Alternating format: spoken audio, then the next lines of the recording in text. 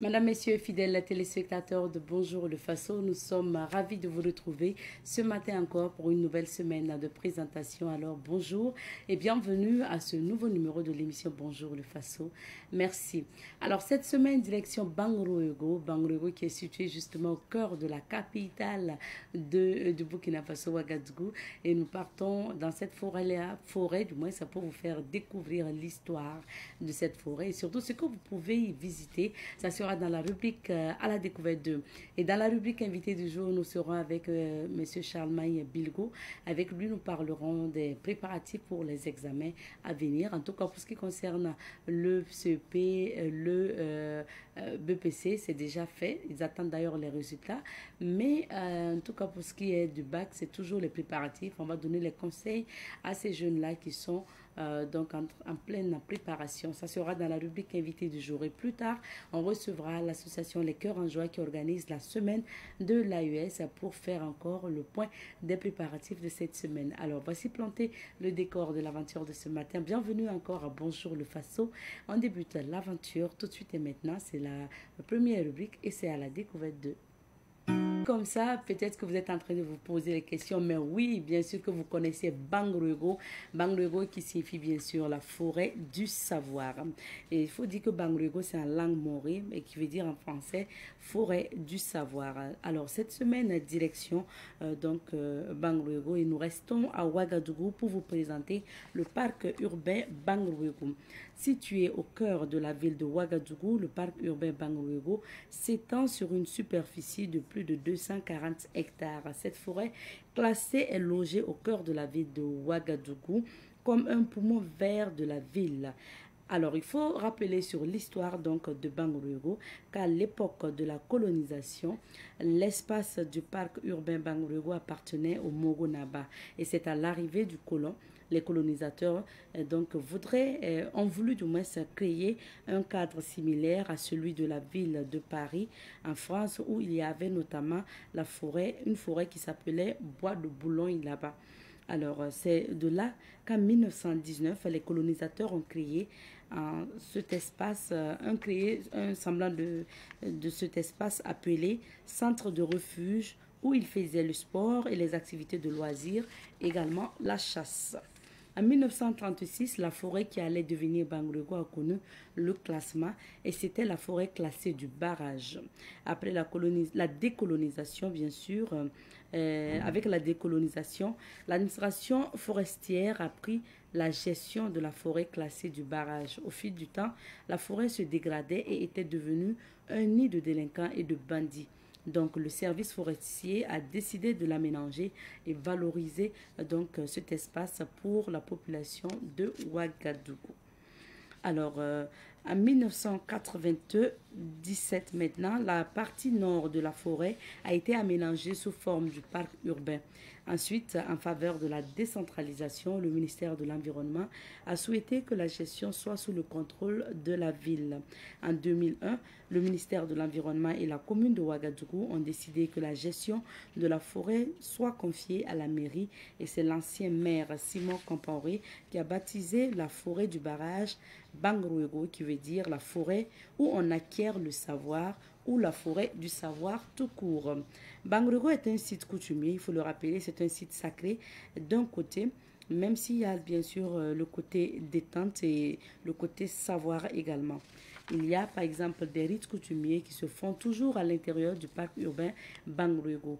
N'oublions pas que c'était une forêt qui appartenait au Mogonaba. Des élèves, des étudiants, des doctorants viennent chercher le savoir également à travers, par exemple, la découverte et l'étude des plantes. Et il y a des enfants dès la maternelle qui viennent également découvrir les animaux et la population pour le sport, les pique-niques et les détentes. Vous avez vu également à travers les images de Bangroego, l'hippopotame qu'on a eu le plaisir de filmer et de voir également. Alors il faut dire que le parc urbain Bangroego d'une superficie de 240 hectares offre des structures suivantes également. On a un mini-zoo, voilà, où vous pouvez justement retrouver l'hippopotame, de petits gibiers également, des animaux en enclos comme par exemple les tortues terrestres, assez géantes quand même. On a les crocodiles également, Voilà, on a l'hippopotame qu'on a vu et il y a aussi des animaux en semi-liberté également qu'on peut découvrir au niveau donc de Bangrouego. Bangrouego, c'est également donc le jardin botanique qui, euh, qui a environ donc 8 hectares. Alors, il est composé de plus de 95 espèces légumineuses végétales locales. Bangrouego, en plus des animaux, de la végétation, c'est aussi un musée.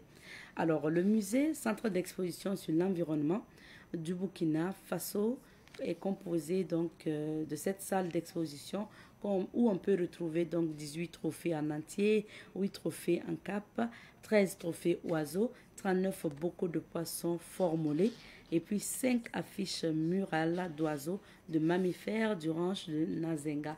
C'est le musée que justement vous voyez. Donc c'est tout petit et leur maman à la découverte de ce musée. À Bangrouego, on peut aussi citer du moins ce site comme le parc des sports. Le parc des sports, c'est un terrain de volleyball et de basketball combiné, un terrain de pétanque, une salle de tennis de table, une aire de jeu pour enfants également. Et bien sûr, Bangrouego, c'est l'espace de détente, de pique-nique que beaucoup de jeunes ont l'habitude d'exploiter au niveau de ce parc urbain Bangrouego. Il faut dire que la nouveauté ou les innovations, c'est notamment les pistes comme ça que l'équipe de Bangrouego a justement aménagé pour permettre et faciliter notamment donc la circulation au sein du parc urbain Bangrouego. Le parc urbain Bangrouego constitue un havre de tranquillité, offre un cadre de vie, un cadre de détente agréable pour en toute sécurité également. On vous invite à y aller. Comme par exemple, nous avons eu le plaisir de voir cette équipe des sœurs qui sont venues de Fada et qui sont venues avec les tout petits de la maternelle pour la visite du parc Bangrouego. Alors, merci, on vous invite à y aller parce qu'il fait chaud actuellement. C'est l'occasion d'inviter les Ouagavirois et bien sûr ceux qui nous suivent d'ailleurs à aller à Bangrouego, à découvrir ou à faire notamment vos pique-niques ou souvent juste aller s'asseoir parce qu'il y a des bancs de détente, donc des bancs de soupir que vous trouverez au niveau donc de Bangrouego. Vous pouvez y aller juste pour respirer l'air pur. Et surtout pour ceux qui sont en examen, on ne peut pas vous oublier. Nous avons rencontré aussi des personnes qui sont en examen, qui sont venues avec leur sac au dos, juste payer 100 francs parce que l'entrée va de 100 francs jusqu'à 1000 francs, ça dépend parce qu'on peut venir en groupe aussi. Et puis tout simplement pour bosser et puis on vous souhaite bonne chance pour les examens. Merci beaucoup et puis on commence à dire merci aussi à l'équipe de direction de Bangrouego qui a bien voulu nous accorder ces témoignages et puis également nous permettre de filmer le parc. Et puis voilà, on dit merci au directeur général, merci à toute l'équipe. À partir de demain, vous aurez l'intervention de l'équipe directionnelle ainsi que par exemple des touristes et des visiteurs également concernant le parc urbain Bangrouego. Merci à Joël qui était là, donc qui a justement ramené ces images pour nous. Et puis merci à Julien aussi qui était notre chauffeur pour cette mission. Alors, pour la suite de l'aventure, on va marquer une petite pause, le temps d'installer Elage qui sera là pour la revue de presse. Ce matin, nous sommes avec le directeur de l'information de Savane Média, Elage Osmail Arabo. Bonjour et bienvenue. Merci, Abzeta. Bonjour à vous toutes, bonjour à vous tous. On découvre les titres d'abord. À commencer par ce qui nous vient de vous de la Soul Express du Faso finale. Coupe du Faso 2025, Raimo FC remporte son deuxième trophée et 20 millions de francs CFA. Dans la rubrique Autant le dire, faisons donc de nos religions le ferment de notre unité. Simple détail, ils ont vendu leurs moutons dans les rues et puis il n'y a rien eu. Trump Musk, là-bas aussi, c'est sur fond d'intérêt. Ligue 1 a son appel contre USFA le 14 juin. Tabaski, chacun de nous devrait utiliser la religion pour nous unir. Point de suspension, capitaine Ibrahim Traoré. Communion entre fidèles musulmans et autorités à Koloko. À Berega, on a prié pour la paix et la sécurité. On lit aussi toujours à la une de l'Express du Faso, jubilé d'or épiscopal de Monseigneur Anselme Titiama Sanon, chant, danse et prière pour célébrer 50 ans d'ordination. Passons au journal Le Quotidien, finale, Coupe du Faso 2025, Raimo FC, sacré champion. Assemblée générale ordinaire du Conseil villageois de développement de Koro, la parfaite collaboration avec Oundé Gold Operation SA expliquée aux membres. Dans le voyageur de Guéna, on retient lutte contre la contrebande de carburant, 4 individus interpellés et 2050 litres saisis à Pau. BPC session 2025, 2 candidats placés sous mandat de dépôt pour usage d'intelligence artificielle. ADJ 2025, le Comité national de suivi dénonce des insuffisances dans la restauration des pèlerins burkinabés. L'Orum, la foudre fait 2 morts et 2 blessés à Golonga. Tabaski, les Burkinabés appelés à prôner la paix et la tolérance religieuse, c'est allié à la une de Le Quotidien. Citoyens à présent, Tabaski 2025, prière pour la paix, appel à la tolérance religieuse. Coupe du Faso 2025, Raïmo tient le 2e trophée de son histoire. Insuffisance dans la restauration des pèlerins burkinabés. Le Comité national de suivi du pèlerinage à la Mecque situe les responsabilités. Fonds de soutien patriotique, 6 donateurs apportent plus de 10 millions de francs CFA. Assemblée législative de transition, les députés adoptent 2 projets de loi. Éditorial, une seule nation. Académie de police, Antec offre du matériel spécifique de plus de 26 millions de francs CFA. Lutte contre la contrebande de carburant, 2050 litres saisis par la gendarmerie nationale à Pau. Aujourd'hui, au Faso affiche à sa une, finale Coupe du Faso, Raïmo FC s'offre le doublé. Agriculture halieutique, Tabaski pour le ministre Sombier dans les bas-fonds du Boulkemde et du Tui. News du VSD, IB a prié avec ses frères d'armes. Si les organisations renforcent le fonds de soutien patriotique avec 10 millions. Rifad indexé dans la restauration du Hadj 2025. Installation des membres du comité technique de la carte de presse. Mali, Wagner par Africa Corps reste. Jubilé d'or épiscopal de Monseigneur Anselme Titiama s'annonce. C'est aussi à lui à la une de Aujourd'hui au Faso qui affiche aussi fête de l'Aïd el-Azha 2025, dialogue interreligieux et cohésion sociale.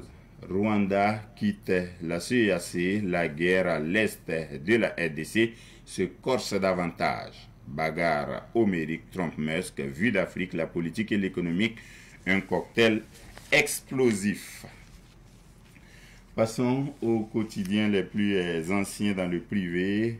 AD 2025 allié à la une de l'Observateur Palga qui affame les pèlerins burkinabés. Tabaski 2025, chaque musulman invité à être un artisan de paix. Manuel pédagogique sur les droits digitaux, un outil de sensibilisation aux enjeux numériques.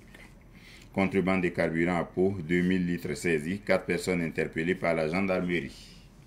Communauté économique des États de l'Afrique centrale et Kagame claqua de nouveau la porte, c'est allié dans commentant l'événement Coupe du Faso, un autre doublé pour Raïmo FC. Et nous terminons avec le pays. Tabaski 2025, le président du Faso communie avec les soldats, l'imam Cheikh Abdallah Ouedraogo pour la pacification du discours religieux. Finale de la 38e édition de la Coupe du Faso, Raïmo FC s'adjuge le trophée. Système d'information de l'ONI, le commissaire principal de police Ousmane Diallo Nakanabo est le nouveau directeur. Confidence du week-end, orientation des malades vers les établissements privés de soins, la mise en garde du ministère de la Santé. Golonga dans le Lorum, la foudre fait 2 morts et 2 blessés et insuffisance dans la restauration des pèlerins burkinabés. Le Comité national de suivi du pèlerinage à la Mecque proteste. Merci bien. Elhadj pour ces titres et puis on revient sur quelques sujets d'actualité, l'actualité marquée par le sport ce week-end avec la finale de la Coupe du Faso. Raïmo contre Sporting de Banfora. Ce sont 2 équipes voisines, Bobo et Banfora, qui se sont affrontées. Ça veut dire que les équipes de Ouaga ont été mises hors course cette fois-ci. Donc Raïmo l'a remporté alors que le match était bien parti pour le Sporting qui a marqué le premier but avant de se faire attraper à la deuxième mi-temps par Raïmo FC. Tout cela sous le regard du chef de l'État. Et puis tout de suite, après un but partout, à la fin du temps réglementaire, on est passé au tir au but. Et puis Raimo a pris le dessus. En fait, les pronostics disaient déjà que Raimo était favori, avait une avance, il est avance en tout cas sur Banfora. Mais il fallait, parce que c'est du football, attendre que le terrain donne son verdict. Et c'est finalement ce qui est arrivé. Ça, c'est pour le côté jeu. Pour le côté prix, le trophée est doté désormais de 20 millions de francs CFA au lieu de 10. Parce que jusqu'à quelques jours avant la finale, on s'attendait toujours à ce que Raimo ou le Sporting FC de Banfora prennent 10 millions de francs CFA. Finalement, quelques jours avant, on a appris que le président du FASO a décidé de faire passer la cagnotte à 20 millions de francs CFA pour le vainqueur de la Coupe du FASO et à 15 millions de francs CFA pour le champion, le finaliste malheureux. Donc finalement hier, oui, pas mal quand même, mal quand même, parce que quand on sait que la Coupe du FASO est passée ces dernières années de 5 millions à 10 millions, ajouter 10 millions en plus, c'est-à-dire augmenter de 100%, c'est déjà quelque chose de gagner et ça renforce la motivation des équipes à compétir, à se professionnaliser et à alimenter l'équipe nationale des étalons pour les plus grandes compétitions. Mais dans tous les cas, Raimo est aussi qualifié en même temps pour les compétitions de l'Afrique de l'Ouest, les championnats ouest-africains et africains. Et peut-être l'autre chose qu'il faut relever, c'est la présence effective du président du FASO. Il y a eu des événements où il a été annoncé qu'il n'est pas venu effectivement. On sait un peu pourquoi, mais hier il était là, il a suivi et il est parti tout de suite après avoir remis le trophée. Je crois que la suite, c'est que les équipes se préparent maintenant pour les compétitions africaines. Bien sûr. Voilà. Alors, deuxième sujet, on revient sur la Tabaski, surtout avec les messages forts qu'on a entendus. Les journaux n'ayant pas travaillé depuis jeudi. C'est ça. On dit revenir sur Tabaski alors que dans l'audiovisuel, nous sommes passés à autre chose. Les messages de Tabaski reviennent fortement dans les quotidiens du jour, à commencer par le message du président du FASO qui a prié cette fois-ci avec ses frères d'armes. C'est ce qu'aujourd'hui au FASO dit. Il a prié, il a communié avec les soldats, c'est ce que les autres titres disent. C'est la même chose. Il a prié au milieu des militaires. C'est vrai que quand on regarde les images, oui, il y a plusieurs militaires. Maintenant, il y a des militaires dont les visages ici sont floutés, on imagine. Ceux qui appartiennent aux forces spéciales et qui sont d'habitude, les uns disent encaboulés, les autres disent camouflés.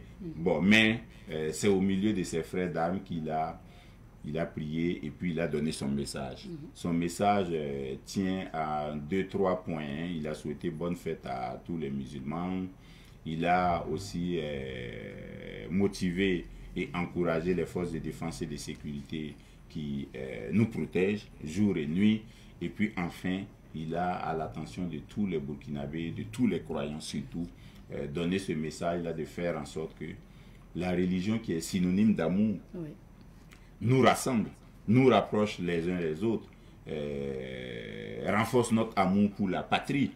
Parce que chez les musulmans, par exemple, ça fait partie de la foi, l'amour pour sa patrie. Donc la religion ne devrait pas être un motif de division, de discours de haine, d'incitation à la violence. Ce n'est pas le message et le discours religieux qui sied. Et donc il a rappelé aux uns et aux autres leurs responsabilités et son message a été d'une façon ou d'une autre repris par les imams dans plusieurs mosquées, en tout cas où nous étions, Savane Média, a commencé par exemple par la place de la Nation, où Cheikh Abdallah Ouedraogo a livré un message qui était directement adressé aux prêcheurs, aux prédicateurs, aux imams, à ceux qui prennent la parole publiquement pour parler au nom de l'islam. Il leur a dit de tenir des discours responsables et des discours pacificateurs. Du côté de Ouaga 2000, où le mouvement sunnite a observé la prière de 2 rakats, c'est l'imam docteur Mohamed Ishakilo qui a officié la prière et il a incité les uns et les autres à être des musulmans pieux qui travaillent pour leur pays, prêts à défendre leur pays, à participer à sa sécurisation et à être des musulmans qui participent au bien-être de l'ensemble de la communauté. Et quand vous regardez un peu partout à l'intérieur du pays, les imams ont tenu ce discours-là, ça et là. À Fada, par exemple, l'imam Abdul Samad Ouedraogo a dit que il faut commencer par lutter contre le mensonge. Il faut commencer à s'abstenir de tenir des discours mensongers. Parce que quand vous regardez, même dans la guerre que nous vivons, bon, parfois, ce que nous on appelle fake news, deepfake, tout ça, ça embrase davantage et ça alimente une situation de terreur de laquelle nous voulons pourtant sortir. Donc, ce sont ces discours-là qui ont été entendus vendredi à l'occasion de Tabaski, au moment où les musulmans priaient pour marquer le 70e jour après Ramadan, la fin des Ramadan. Alors, on va parler aussi de l'actualité en lien avec la saisie de carburant à Pau. Oui, le 20 mai dernier, mais c'est maintenant que la gendarmerie de Pau en rend compte. Le 20 mai dernier, la gendarmerie a été alertée et elle s'est mise aux trousses d'un camion qui transportait du carburant. Elle a pu mettre la main sur le camion et le chauffeur. 82 bidons, 2050 litres de carburant, de contrebande, venus d'un autre pays. Le nom du pays n'a pas été cité et certainement appartenance pour certaines localités du Burkina, mais c'est à Pau que la gendarmerie a pu mettre la main sur la cargaison et puis le chauffeur a reconnu les faits. Il a dit effectivement c'est du carburant de contrebande et que bon, lui il est chargé de convoyer, mais ce n'est pas lui seul qui gère l'affaire. Et donc, je crois qu'il a désigné trois autres personnes qui ont été aussi épinglées, donc un total de 4 personnes présentées au procureur du tribunal de grande instance de Pau dans les Naouri pour suite à donner. Il y a une 5e personne, peut-être que c'est le cerveau, on ne sait pas, mais en tout cas, il y a une 5e personne qui est en fuite selon le compte rendu de la gendarmerie et cela interpelle les uns et les autres sur le fait que stratégiquement, l'État a choisi que ce soit la Société nationale burkinabé d'hydrocarbures, la SONABI, qui fasse entrer le carburant sur le territoire burkinabé. Plus aucun ne doit s'adonner à cette pratique, passer par les frontières avec du carburant, si ce n'est la SONABI. Et ça rappelle que toute personne qui ne va pas dans ce sens va être épinglée et probablement punie. On attendra la suite de cette affaire. Peut-être pour finir rapidement sur le Rwanda. Ah oui, le Rwanda vient de claquer la porte de la communauté économique des États d'Afrique centrale. Ce n'est pas la première fois. En 2007, le Rwanda avait quitté pour d'autres raisons et puis était revenu en 2016. Et puis cette fois-ci, le Rwanda quitte encore. En tout cas, depuis le sommet d'avant-hier à Malabo en Guinée équatoriale, Paul Kagame, le président rwandais, a décidé que son pays claque la porte de la CEEAC. La raison, il dit que le sommet qui s'est tenu à Malabo avant-hier devrait être présidé par le Rwanda. Maintenant, il y a eu une manigance qui a abouti à ce que ce soit la République démocratique du Congo qui préside. Et comme actuellement le Rwanda et la République démocratique du Congo sont à côté tirés, vous comprenez naturellement, avec l'affaire du M23 qui a occupé Goma, avec l'affaire de Joseph Kabila, l'ancien président de la RDC, qui est à Goma, et que la justice de son pays poursuit désormais avec son parti politique, etc., ses proches, on comprend pourquoi Paul Kagame a décidé de ne plus faire partie de la CEEAC, qui pourrait peut-être vouloir l'étouffer, alors qu'il entend lui aussi faire valoir ses droits. Merci bien, Elhadj. Merci infiniment. On va découvrir à présent les couleurs du temps, c'est l'heure de la météo. Nous avons le plaisir de recevoir ce matin M. Charles-Maï Bilgo. Il est entrepreneur et président de l'association Les Merveilles du Faso. Bonjour à vous, M. Bilgo. Bonjour, Madame Eki. Bienvenue. Merci. Alors, on va dire que c'est une nouvelle année encore pour nous de nous revoir parce que justement, en fin d'année, surtout pendant les examens, vous êtes là pour accompagner les élèves et après juste les examens, vous revenez avec votre projet Mes Nouveaux Bacheliers qui réunit aussi ces bacheliers-là. Bien sûr. Donc aujourd'hui, on va s'adresser à ceux qui vont devenir bacheliers bientôt. Voilà. Je vais le dire comme ça. Oui. On espère en tout cas pour tous les candidats au baccalauréat.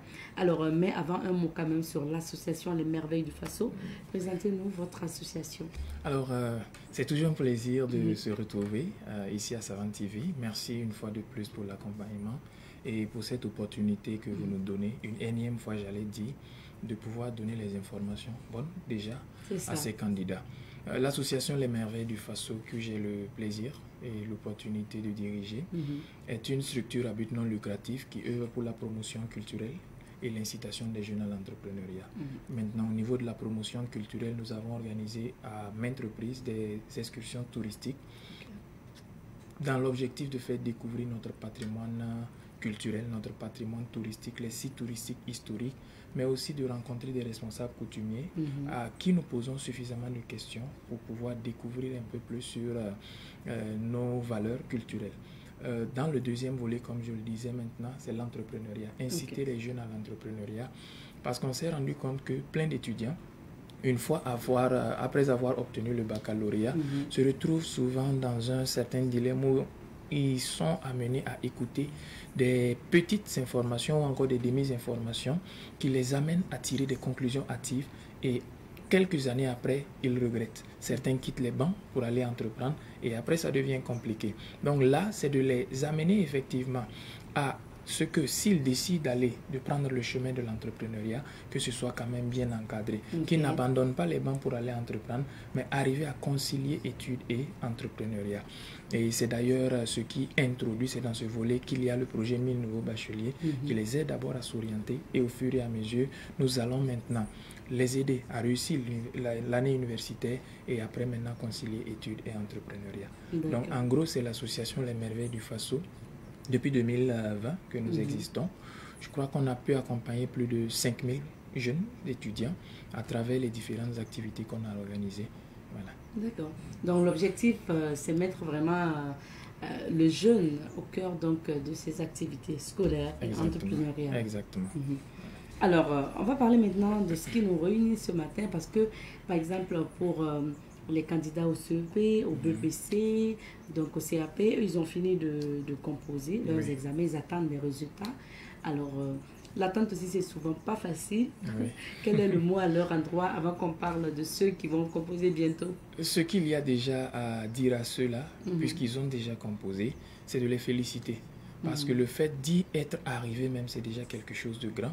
On sait que depuis le début de l'année, il y a certains qui ont abandonné en cours de route. Il y a certains qui ont eu des difficultés, j'allais dire des défis tout simplement, et qui n'ont malheureusement pas pu relever. Et eux qui sont allés jusqu'à composer, ils ont réussi à le faire. Ça, c'est déjà à féliciter. Mais féliciter aussi les parents qui les ont accompagnés jusque-là. Parce que accompagner souvent un enfant à l'examen du BEPC ou du CAP, c'est pas simple. Souvent, il y a des moments où c'est vraiment compliqué. Il faut constamment remonter le moral. Il y a certains aussi qui vont bosser excessivement entre griffes et il faut arriver à canaliser tout ça. Félicitations aux parents, félicitations à ceux-là aussi, qu'ils soient déjà fiers d'eux.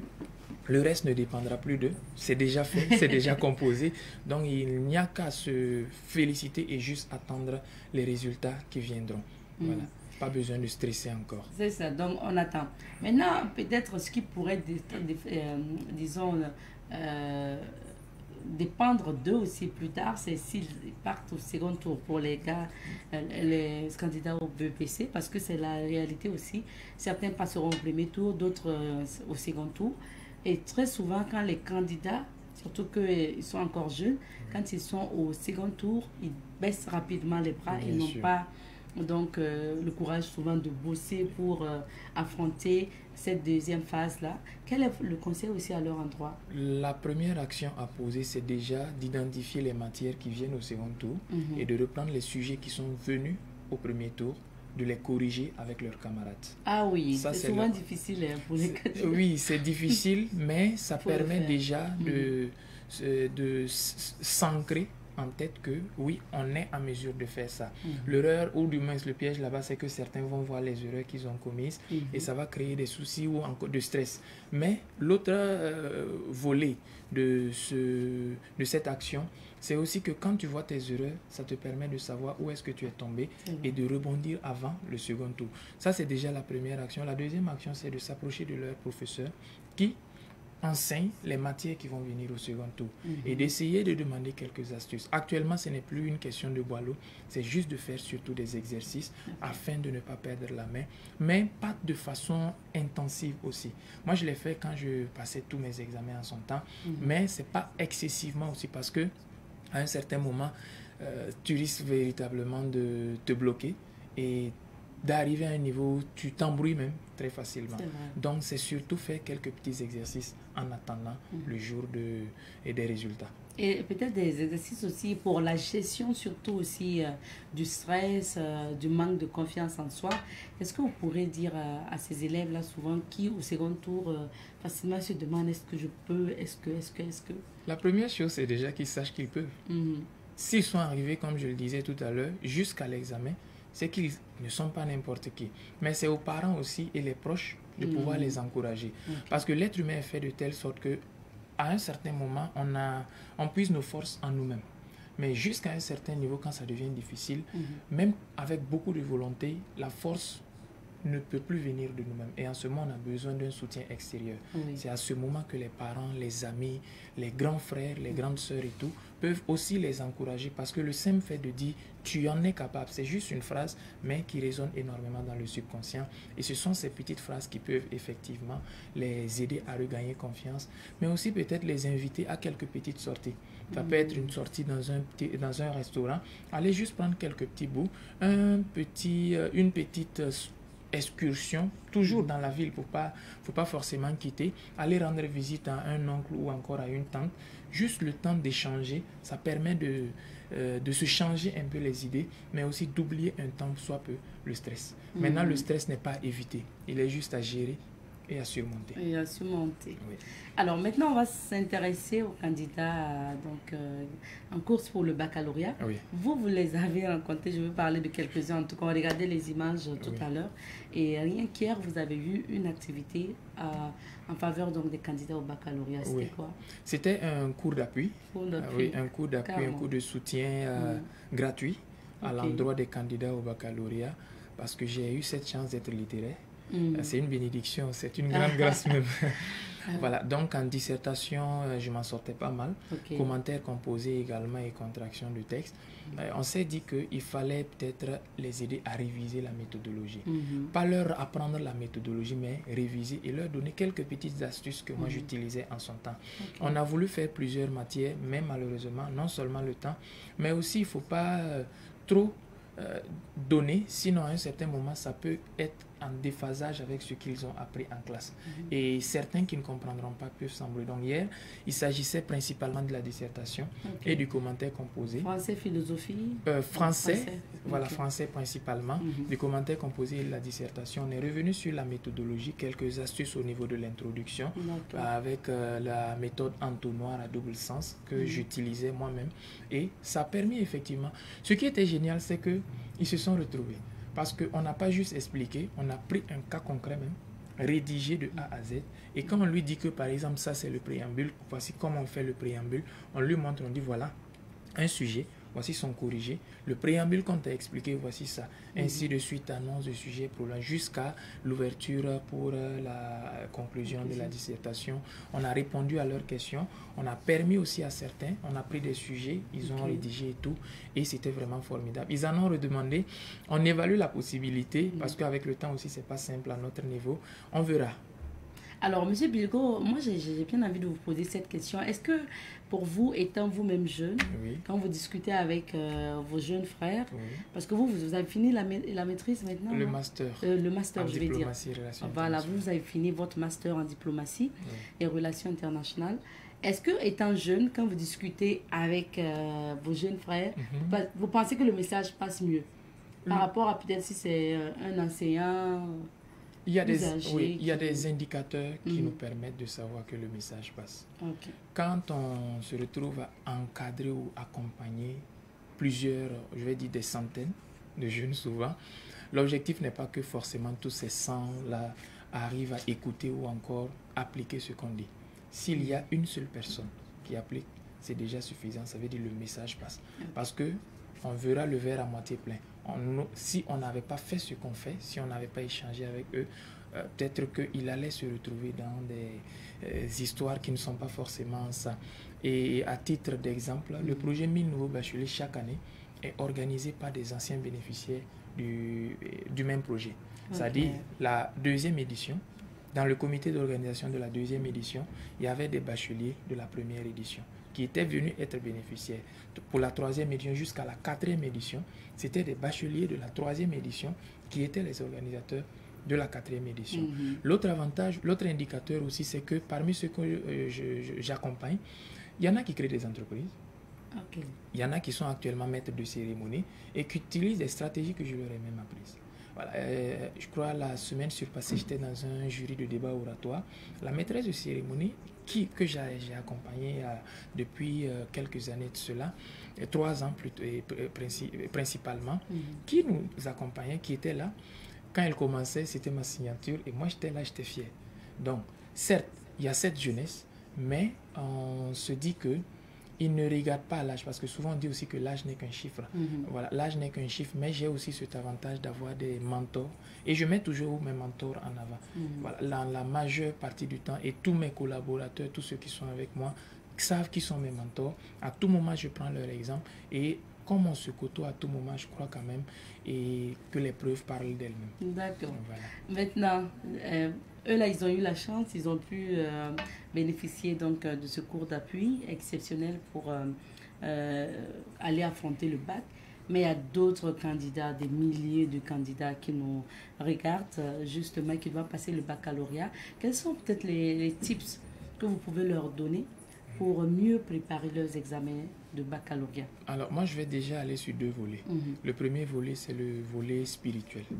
Dans ce volet spirituel, c'est déjà la confiance en soi dont on parlait tout à l'heure. Il faut arriver à croire en soi. Et croire en soi, ce n'est pas seulement dans la tête. C'est et dans la tête, et dans ce qu'on dit, et dans ce qu'on fait. Donc, dans la tête, c'est déjà y croire. Avoir cette assurance, cette conviction que si on va jusqu'au baccalauréat, certes, on n'a pas encore composé, mais ça, c'est déjà quelque chose d'énorme. Se rappeler que depuis qu'on est à l'école, depuis le CP1, il y a plusieurs qui ont abandonné et nous avons été jusqu'à la classe de terminale. Ça, c'est déjà quelque chose qui nous permet de savoir qu'on n'est pas n'importe qui, on mérite ce respect. Ça, c'est le premier aspect. Le deuxième aspect, c'est le dire oralement. On dit souvent que la mort et la vie se trouvent au pouvoir de la langue. C'est arriver à le dire et les affirmations positives, ça aide énormément.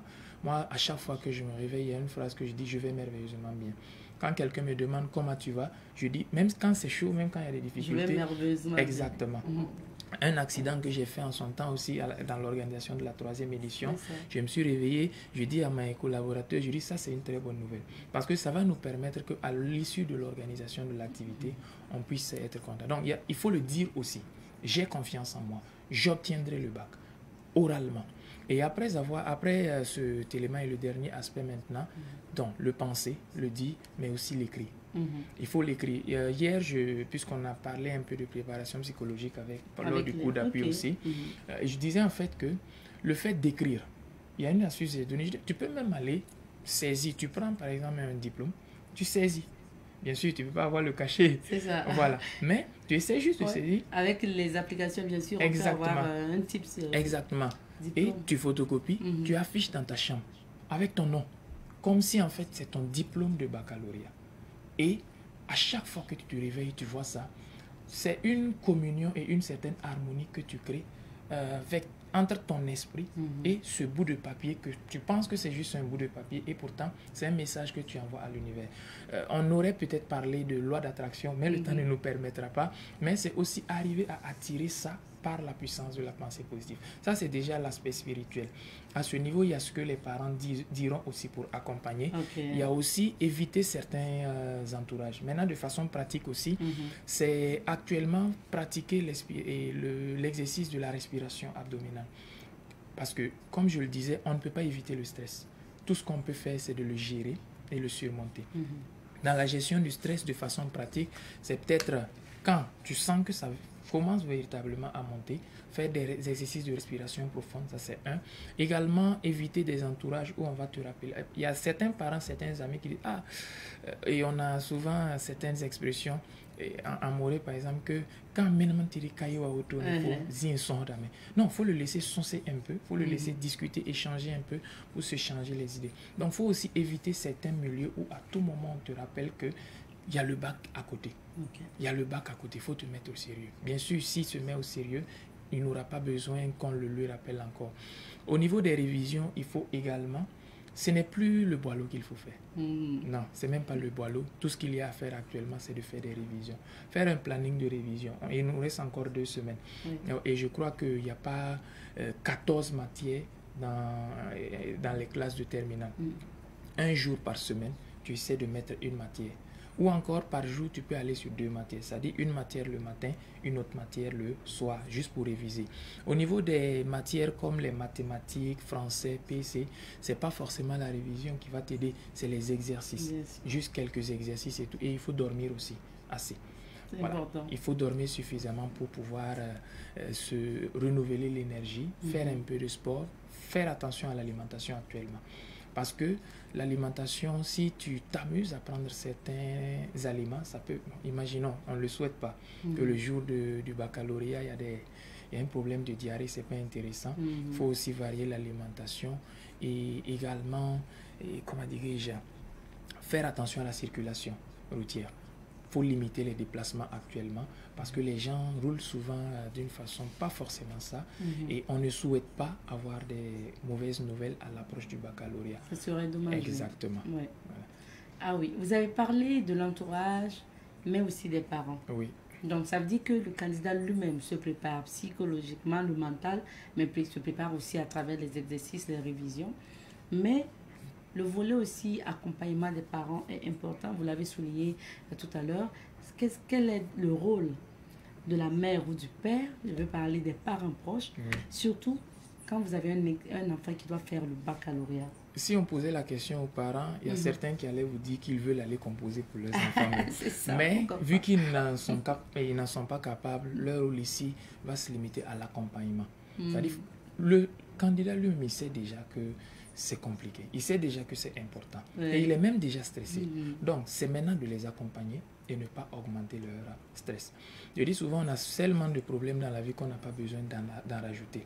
Les bacheliers, dans leur esprit, ils ont tellement de problèmes actuellement qu'ils n'ont pas besoin qu'on en rajoute. Donc, c'est aussi arriver à les accompagner par les encouragements, comme je le disais. Donc, des mots positifs. Exactement, des mots peut-être appeler certains même mon bachelier.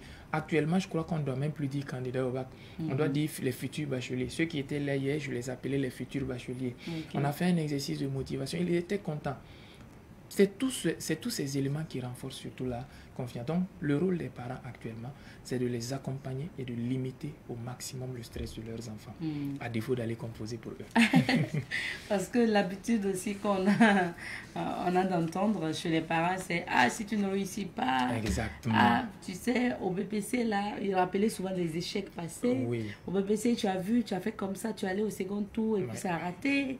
Ah, ça là, bon. Et à ce niveau même, il y a ceux aussi qui se réfèrent à l'échec parce que si c'est un élève qui reprend, automatiquement, ça diminue. Voilà. Vous voyez, rien qu'avant-hier, on avait un podcast qu'on a enregistré et un modèle d'inspiration pour les jeunes qui était l'invité du podcast également parce qu'il y avait plusieurs invités. Et elle témoignait quand on lui a demandé son plus gros échec. Elle dit qu'elle a repris le bac 4 fois. Quoi? Voilà, elle a repris le bac 4 fois. Mais actuellement, elle est une inspiration. Elle a des structures qui impactent. Elle a une autre structure qui fait des levées de fonds, qui finance des entreprises de jeunes. Elle réside ailleurs dans un autre pays. Je vais éviter de dire le nom et tout. Juste pour dire que ce n'est pas parce que votre enfant a échoué l'année passée que ça donne une raison forcément de dire qu'il ne vaut rien. Non. C'est une seconde chance et il utilisera peut-être ces échecs que j'appelle d'ailleurs expérience pour mieux inspirer les années à venir. Donc, continuez à l'encourager. Le plus important, c'est ça. D'accord. Alors, toujours sur le bac, est-ce que vous prévoyez au sein donc, de l'association d'organiser peut-être d'autres séances d'accompagnement ou d'autres séances de cours d'appui? Ou bien vous verrez comme vous l'avez Voilà, dit. on évalue la possibilité parce que hier la demande s'est faite, mais c'est le temps parce qu'actuellement, comme on est aussi dans l'organisation du projet, il y a des défis avec nos engagements personnels aussi. On essaie de voir, à la limite peut-être la semaine prochaine, peut-être le dimanche, on verra dans la mesure du possible le dimanche soir. D'accord. Donc, on a parlé des préparatifs pour l'examen et le jour même, ou pour ne pas dire les jours de composition. Oui. Quel est votre conseil aussi à leur endroit? Le premier élément que j'avais déjà annoncé, c'est l'alimentation. Il faut faire attention à ce qu'on mange. Il faut être prudent. Si possible, que les parents accompagnent leurs enfants même. Pour les déposer au centre d'examen. Pour les amener jusqu'au centre d'examen, pour éviter, vous savez, souvent, nous les jeunes, on a quelques petits débordements, ou encore le stress même peut faire que tellement ils pensent au baccalauréat, il n'est même pas concentré sur la circulation. Et ça peut créer des problèmes. Il y a ça. Il y a ceux aussi qui attendent la dernière minute. Non, il ne faut pas attendre la dernière minute avant de préparer le trousseau du baccalauréat. C'est dès maintenant. On est à 2 semaines. Et il faut peut-être payer même une sacoche dans lequel ils mettent tout ce dont ils auront besoin le jour de l'examen. Que ce soit un trousseau, que ce soit, que ce soit un stylo, exactement, tout ça préparé et même déposé quelque part. Là, il est sûr au moins que le jour du baccalauréat ou la veille, il n'aura pas à courir à gauche et à droite, ainsi de suite. Maintenant, le jour de l'examen, ça sera plus simple d'y aller avec ce matériel. Mais également, il faut aller tôt. Il ne faut pas attendre d'arriver en retard parce que c'est très vilain. Vous avez vu certainement avec le BEPC un reportage qui est passé où il y a une qui a oublié sa CNIB. Voilà, donc tout ça, ça se prévoit à l'avance. Et également le jour, il faut prendre le soin de bien lire les sujets. Il ne faut pas se précipiter parce qu'il y a certaines questions qui, lorsqu'on les lit, on a l'impression que la question est tellement facile qu'on se précipite pour répondre. Et après, tu te rends compte que tu as pris l'herbe. Prenez le soin de lire tous les sujets. Donc, quand tu prends l'épreuve, tu lis de A à Z. Si c'est 2 sujets, tu lis les 2 sujets avant de choisir le sujet qui te convient le mieux. Souvent, il faut regarder aussi au verso. Parce qu'il peut y avoir des exercices qu'on a mis là-bas que tu n'as pas su et après, ça rattrape. Prendre le soin de lire. Les téléphones, ce n'est plus le moment de les utiliser le jour de l'activité. Parce que actuellement aussi, avec la situation, vous allez remarquer que la surveillance est encore plus renforcée. Il y a un journal qui parlait ce matin, quand on faisait la revue, des élèves qui ont utilisé l'intelligence artificielle et puis ils ont été expulsés naturellement. Au-delà de t'expulser même pour le baccalauréat, ça joue sur ta réputation le futur. Donc, ce n'est pas intéressant. Mettez les téléphones, à défaut de les laisser à la maison, il faut les éteindre, mettre dans le sac ou encore s'entendre avec quelqu'un qui n'est pas très loin du lieu de composition pour que la personne prenne le téléphone. Parce qu'il y a certains qui, après les épreuves, vont rester, auront besoin de communiquer avec les parents et tout. Ça aussi, c'est important, il n'y a pas de souci. Mais il ne faut pas utiliser les téléphones le jour. Ce n'est plus le moment. Et également, comme je le disais, prendre le soin de lire, ne pas aller vite en besoin. Je crois qu'ils peuvent répondre aussi par priorité des questions qu'ils maîtrisent le plus. Voilà, pas besoin, c'est pas parce que c'est la première question que tu commences par la première question. Pour les sujets à réflexion, prendre le soin de faire d'abord au brouillon, essayer au brouillon. Il y en a qui pensent souvent que le temps est relatif. Non, les 4 heures qu'on donne souvent, ça inclut le fait que tu rédiges tout au brouillon pour éviter des erreurs. Voilà. C'est ça. Merci pour ces conseils, M. Bilgo. Le temps imparti à notre entretien est terminé. Merci à vous d'être passé. Je vous en prie. Et merci à vous de nous recevoir. Voilà. Et puis, on va dire bonne chance aux futurs bacheliers, comme vous les appelez. Je rappelle que M. Charles-Maï Bilgo est entrepreneur et président de l'association Les Merveilles du Faso. On va s'arrêter ici pour l'entretien d'aujourd'hui. On marque une petite pause et puis on revient. Nous sommes de retour sur ce plateau. Depuis quelques semaines, on vous parle de la semaine de l'AES à venir. Et c'est une semaine dont l'association initiatrice, donc c'est l'association Cœur en Joie. Les Cœurs en Joie, représentés ici par Madame la présidente de l'association elle-même, Madame Kanazoué, Negadiaga Djenebou. Bonjour. Bonjour madame. Bienvenue. Merci beaucoup. Merci d'être là. Merci infiniment. Alors, nous sommes également aujourd'hui avec monsieur Paulin Midjour, qui est le président du comité d'organisation de la semaine de l'AES. Bonjour. Bonjour madame. Alors, nous, on vous connaît grâce à votre activité Sodagado. Effectivement. C'est pour quel mois encore? C'est pour novembre. Novembre, Oui, novembre. D'accord. On en a pour quelques mois alors. Alors, mais aujourd'hui, vous êtes là pour nous parler de la semaine de l'AES. Alors, madame Kanazui, déjà, c'est l'association Les Cœurs en Joie qui organise cette activité. Un mot quand même sur l'association. Vous existez depuis quand? Comment vous avez mis en place cette association et c'est quoi son objectif? D'accord. Alors, l'association Les Cœurs en Joie, nous sommes dans l'humanitaire. Voilà, nous sommes une association à but non lucratif. Nous avons fait des dons depuis 2022, mais on n'était pas reconnus légalement. Okay. Et c'est cette année seulement que nous avons déposé nos papiers pour être reconnus. Sinon, depuis 2022, nous faisons des dons à travers les activités comme on appelle ça, à travers plusieurs activités. On profite, par exemple, le 4 novembre, moi je suis née le 4 novembre, j'avais mon anniversaire, au lieu de prendre l'argent, aller faire une fête, j'ai décidé de faire un truc pour les femmes qui souffrent de fistules. Donc on est allé envers l'association Rama et on a fait des dons là-bas, pour faire des dons là-bas. Voilà. Et donc votre objectif c'est accompagner surtout les femmes? Les femmes, les veuves, les enfants, et puis aussi toutes les personnes qui sont dans le besoin. D'accord. Voilà. Et là, vous avez initié donc, la semaine de l'AES. C'est quoi en fait l'idée de la semaine de l'AES? La semaine de l'AES, comme je l'avais dit la dernière fois, on a fait un don de fourrage. À travers ce don, on a touché le cœur de quelqu'un qui veut rester dans l'anonymat, qui dit, venez prendre, je vois que vous êtes beaucoup dynamique, venez prendre ce bout de terrain et faites ce que vous voulez avec. Nous, on dit, non, on va prendre ce terrain et puis on va remettre, c'est notre effort de paix, c'est notre contribution pour l'effort de paix, voilà, pour le Burkina Faso. On le remet à l'État, on dit, c'est pour vous, c'est pour faire un centre de formation, pour la réinsertion des soldats qui ne peuvent plus aller au front parce qu'ils sont blessés.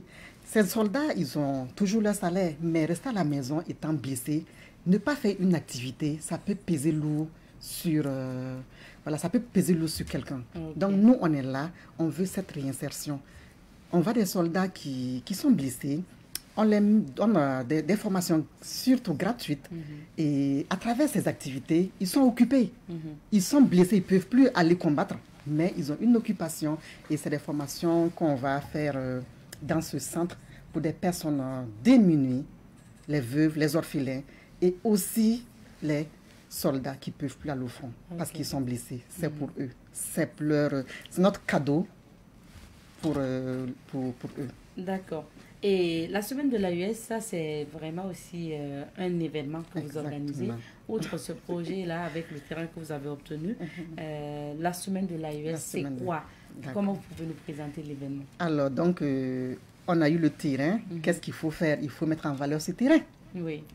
Il faut mettre en valeur. Et qu'est-ce qu'il faut faire? Il faut chercher des fonds. Et pour chercher des fonds, il faut faire une activité. Voilà, donc on était assis avec le chargé de communication de l'association Les Cœurs en Joie et c'est sorti en même temps soirée AES. Voilà, c'est soirée AES. Une soirée AES, c'est sur une nuit et puis c'est fini. On dit non, on va faire plusieurs activités, notamment des formations gratuites pour permettre à tous ceux qui veulent se former, qui veulent avoir un boulot, de venir participer. Et voilà, c'est cadeau, c'est gratuit. Actuellement, même, nous avons des formations qui ont commencé en délégués médicaux et ça a commencé le 2 juin. Avec une amie qui a bien voulu nous accompagner. Je la remercie d'ailleurs, Madame Anno, qui a dit, venez, c'est pour vous, c'est cadeau. Venez prendre... je forme 10 femmes. Je suis très occupée, mais là, je forme 10 femmes pour toi. Et parce que je te connais, voilà, ça, c'est ma contribution pour la semaine de l'AES. Donc, il y a des formations. Et voilà, qu'est-ce qu'il faut faire aussi? Il faut faire un dîner gala. Un dîner gala où il y aura on va bien évidemment demander aux entreprises de venir participer parce que nous allons faire des ventes aux enchères pour récolter des fonds pour Valoriser le terrain. Valoriser le terrain. Donc, c'est ça l'objectif principal de l'activité. Les autres objectifs également, c'est la valorisation de nos cultures à travers les défilés de mode, à travers les prestations artistiques, à travers aussi les mets locaux des 3 pays qu'on va mettre en valeur. Nous voulons montrer au monde entier ce qu'on mange au Mali, ce qu'on mange au Burkina, ce qu'on mange au Niger. Donc, c'est ça l'objectif, c'est la valorisation. Nous voulons dire au monde entier que nous sommes fiers de l'AES, de tout ce qui se passe dans l'AES et que nous allons promouvoir. Nous sommes dans l'obligation de promouvoir l'AES. D'accord. C'est pour nous, c'est pour la valorisation de nos cultures, c'est une fierté. Notre fierté culturelle, on doit montrer ça au monde entier. D'accord. Ouais. Alors, Monsieur Midiour, maintenant, vous êtes le président du comité d'organisation de la semaine de l'AES. Alors, comment vont les préparatifs? D'abord, merci pour l'invitation et merci pour l'accueil. Nous allons profiter en fait de l'antenne pour dire merci au premier responsable de la maison Savane qui a vraiment compris en fait l'activité et qui a décidé en fait de nous accompagner. Voilà, merci à vous et nous envoyons un message fort en fait à ces hommes et à ces femmes qui sont actuellement en fait en brousse, qui se battent jour et nuit pour que nous soyons ici aujourd'hui pour parler de cette activité qui se prépare. Donc merci à vous et que Dieu vous bénisse. Amen. Les préparatifs maintenant de la semaine de l'AES, est-ce que les choses bougent? Donc, comme on a l'habitude de le dire, nous sommes en train de mettre les petits plats dans les grands, pour que en fait ce jour-là soit en fait des jours inoubliables en fait pour ces participants. Donc il faut dire que nous sommes en train de faire du mieux que nous pouvons en fait pour que cette activité en fait soit une réussite. C'est bien quand même de rappeler justement, continuer avec le programme, parce que Madame Kanazou a déjà cité le dîner gala, les formations. Est-ce qu'il y a d'autres activités qui sont prévues pour la semaine de l'AES? Il y a d'autres activités qui sont prévues, notamment c'est du 26 au 30. Le premier jour en fait c'est l'ouverture des portes, voilà, à travers une cérémonie officielle. Et à l'issue de ça, nous allons en fait initier des visites sur des sites, notamment en fait le mémorial Thomas Sankara, qui est un lieu en fait à faire découvrir en fait à ces étrangers qui vont venir. Nous avons le musée national. Aujourd'hui, beaucoup ne savent pas qu'en fait l'armée aussi en fait a un musée. Oui, il faut aller découvrir le musée des armées. Donc c'est aussi un lieu pour nous aussi de manifester aussi notre engagement et notre reconnaissance à travers ces hommes. Voilà, et permettre aussi à ces étrangers aussi de vivre en fait des moments, voilà, inoubliables sur nos terres. Donc il y a ces visites-là, il y a le dîner gala, les formations. Il y a des stands qui seront en fait, comment on appelle ça, à la portée aussi des participants pour ceux qui désirent en fait aussi exposer, voilà, leurs produits. Il y a également aussi des défilés de mode qui sont prévus. Donc il faut ajouter ça aussi, il y a des prestations artistiques, voilà, pour aussi embellir les activités. Alors, Madame Kanazou, pour les stands, c'est bien de donner aussi les conditions. Et qu'est-ce qu'on peut exposer au niveau de ces stands? Alors, c'est à partir de 40 000, voilà, et puis 50 000 pour la restauration. Donc, on va mettre aussi en valeur les mets locaux des 3 pays. Voilà, donc nous invitons le Mali, le Burkina et le Niger à participer pendant la semaine AES pour la foire et l'exposition vente, pour faire découvrir aussi, voilà, vos mets locaux, vos produits locaux. Et donc, c'est à partir de 40 000 et 50 000 pour la restauration. Voilà. Ok, vous avez parlé de formation. J'aimerais bien aussi qu'on revienne sur quelques volets de la formation. Actuellement, c'est la formation en délégué médical qui se déroule. Maintenant, est-ce qu'il y a d'autres formations qui sont passées ou des formations à venir? Alors, nous avons des formations en agrobusiness qui débutent le 17 juin. Ok, voilà. C'est vraiment tout le mois pour des formations? Voilà, tout le mois pour les formations. Nous avons en agrobusiness, en restauration. Voilà, nous avons en prise de parole aussi. Nous avons en tout 10 formations dans 10 secteurs d'activité. Donc, tout le monde y gagne. Voilà. Suivez-nous sur notre page La Semaine de l'AES sur Facebook et nous mettons, voilà, les étapes de l'activité.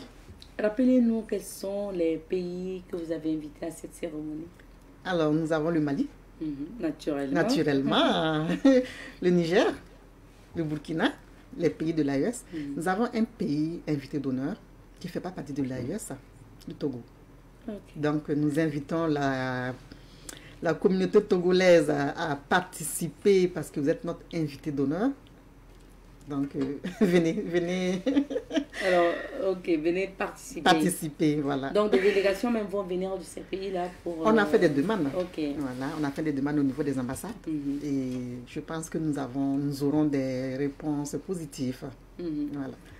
Alors, Monsieur Midio, Oui. vous continuez sur les préparatifs ou sinon même le déroulé donc, de l'activité. C'est ça. Est-ce qu'on peut avoir une idée aussi sur les conditions d'entrée? Parce qu'on a donné les conditions pour ceux qui détiennent les stands. C'est ça. Maintenant, si individuellement ou en famille, on décide de participer au dîner gala, par exemple, quelles sont les conditions? D'abord, il faut dire que l'entrée est gratuite. Maintenant, pour la soirée du 27, qui est dédiée en fait à la soirée de dîner gala, est conditionnée par des tables en fait de 10 qui vont de 1 million à 250 000. Et également des tables de 90 000 à 50 000. Les 90 000 en fait c'est le couple. Ok. Et 50 000 en fait c'est solo. Quelqu'un qui veut venir en fait participer en fait à cette soirée seul, voilà, c'est 50 000 francs pour la table. Voilà. Mais si vous voulez venir à 10, ça fait 1 million 500 000 et 250 000. Ok. Voilà. Bon, alors, Madame Kananzé, pourquoi les prix sont élevés comme ça? Les prix sont élevés parce qu'on a un objectif principal, c'est construire, c'est pas évident. Un centre, 1 hectare, c'est beaucoup. Et nous voulons faire beaucoup d'activités là-bas, dans la mesure du possible. Donc, c'est pas évident. Nous n'avons que ça, pour l'instant, pour la mise en place du centre. Donc, ces fonds, ce n'est pas pour bouffer. Non, nous avons des commissaires dans l'association. Il y a un... voilà, le comité est là, ce sont des personnes crédibles. Hein. Donc, ces fonds sont vraiment pour mettre voilà, les premières pierres au niveau de... Non, notre souhait, c'est d'ici fin décembre que nous voyons déjà, nous serons déjà au niveau du chaînage. Et tout au plus en fin janvier qu'on fasse l'inauguration. C'est notre rêve, hein, parce que là, on ne va pas lâcher, on va pas s'asseoir, quoi. Il faut le faire, quoi. Quand c'est lancé comme ça, il faut y aller, quoi. Donc, ces fonds, c'est pour l'association, c'est pour la mise en place du centre. Donc, les prix sont différents parce que un table de 1 million, ça ne sera pas forcément la même nourriture, ni les mêmes boissons, ni les mêmes places. Voilà, donc 1 million, c'est le premium. Voilà, donc il y a 1 million. 500 000. Voilà, donc il y aura 4 buffets différents. Le buffet de la table de 1 million, plus la boisson, ça sera différent du buffet et la place de 500 000 et ainsi de suite. Maintenant, pour l'after, il y a un after soirée AES qu'on va faire un festival sur 3 jours. Voilà, un festival où il y aura des prestations artistiques. C'est comme une kermesse en fait. Vous venez, vous mangez, vous buvez, on fait la fête. Donc, pendant cette période du 28 au 30 juin, c'est gratuit l'entrée. L'entrée, elle est gratuite, c'est pour tout le monde. Juste pour le dîner gala, comme le président du comité d'organisation l'a précisé, qui est conditionné par des prix comme ça. Voilà, sinon le reste, c'est gratuit, quoi. La semaine de l'AES se tient où? Et on va rappeler la date également. La date est... Alors, la semaine de l'AES, ça sera au mess des officiers. On remercie le colonel Traoré qui a bien voulu nous recevoir pendant toute la semaine AES. On est allé le voir, on a montré le projet. Il dit que c'est un projet noble. Et il ne peut pas rester indifférent à ce genre d'activité. Il nous a dit clairement c'est pour les femmes, c'est pour les veuves, c'est pour les orphelins. Alors, il s'engage. Donc, il nous donne l'espace gratuit. Et ça, c'est fort. On le remercie beaucoup pour ça. Parce qu'on est passé dans beaucoup d'endroits où ça n'a pas été facile. Hein. Donc, franchement, c'est une porte qui nous a été ouverte. On le remercie infiniment pour ça. Donc, tous les 5 jours, le lancement, voilà, la semaine AES, la soirée AES, le festival, voilà, after soirée AES, tout est là-bas. Également, il y a une conférence qui arrive, hein. Voilà, il y a une conférence de presse qui s'ajoute au programme. Ah, d'accord. Avant l'activité. Avant l'activité, pour parler de l'activité avec la presse. Donc, la conférence de presse, c'est quand, monsieur Midio? La conférence de presse est prévue pour le 20 juin. Le 20 juin. C'est où? C'est aussi au mess des officiers. Des officiers. C'est juste en face des places de la nation. C'est ça. Voilà. D'accord, merci beaucoup à tous les deux d'être passés. Merci Notre beaucoup. temps est terminé. On prend vos mots de fin avant qu'on se quitte. Je commence par monsieur Midio. D'accord. Au début, nous avons remercié en fait ces forces de défense et de sécurité parce qu'aujourd'hui, en fait, ils sont en fait le cœur de ce pays et nous ne pouvons en fait nous engager pour les soutenir. Donc, pour dire que cette semaine de l'AES, c'est pas un événement festif comme on le voit, mais c'est un acte de reconnaissance à l'endroit de ces hommes en fait qui aujourd'hui portent des séquelles de cette situation aujourd'hui. Et pour nous, l'AES, c'est en fait c'est un message au monde entier pour dire que le Burkina Faso, ce n'est plus le Burkina Faso, ce n'est plus le Mali, ce n'est plus le Niger, mais c'est un seul pays. C'est une population, c'est un destin que nous avons décidé d'appeler AES. Donc la semaine de l'AES, vous savez, ça va se passer du 26 au 30 sous le patronage de Madame la ministre de l'action humanitaire et aussi le président du comité des États du Sahel, qui est la commission de l'AES, M. Bassolma Bazé. Okay. Voilà. Donc nous avons ces personnes pour montrer que l'activité en fait a un cachet particulier pour ces personnes qui nous accompagnent. Donc nous invitons toute personne en fait qui hésite toujours à venir de se manifester, car aujourd'hui nous ne pouvons plus en fait avoir honte de manifester en fait notre appartenance. Merci beaucoup. Voilà, merci. Madame Kalajou, peut-être aussi il faut rajouter les contacts et puis l'adresse. D'accord. Alors les contacts c'est le 64 41 66 35 73 01 93 32. Ok. Merci. Merci madame. Nous remercions Savane TV. Voilà, c'est la première chaîne à nous tendre la main. Vous êtes la première chaîne à dire venez parler de vos activités et sans vraiment rien quoi. Donc ça nous a beaucoup touché et je voudrais dire un grand merci à toute l'équipe, au PDG de Savane. Ça c'est touchant. Merci beaucoup. Grâce à vous, on parle de la semaine de l'AES un peu partout. On m'appelle, je vous ai vu à Savane TV, je vous ai vu, j'ai écouté et c'est fort. Merci On vous remercie également. Vous qui êtes là pour nous tout le temps pour parler de notre activité. Et on invite vraiment les partenaires parce qu'on n'arrive pas à... Je ne sais pas pourquoi, parce que c'est une première édition. On est allé dans beaucoup d'endroits où on dit non, et on va attendre la deuxième édition. Si tout le monde veut attendre la deuxième édition pour voir si l'activité est crédible, il n'y aura jamais de première édition. C'est compliqué. Donc on invite...